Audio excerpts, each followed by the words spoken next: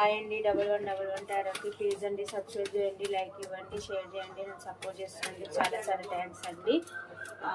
మీ partner మిమ్మల్ని వదులుకున్నందుకు చాలా గిల్టీగా ఫీల్ అవుతున్నారంట. ఎందుకో చూద్దాము.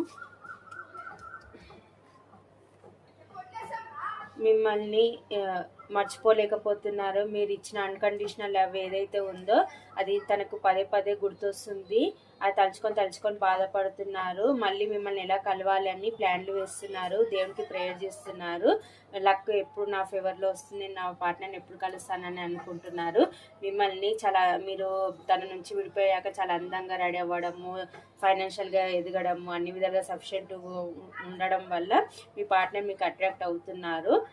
మీతో ఎలాగైనా సరే ప్యాషనెట్ న్యూ బిగినింగ్ చేయాలని అయితే అనుకుంటున్నారు. మీ పైన స్పైయింగ్ చేస్తున్నారు. మీ లైఫ్లోకి ఎలా రావాలని ప్లాన్లు వేస్తున్నారు.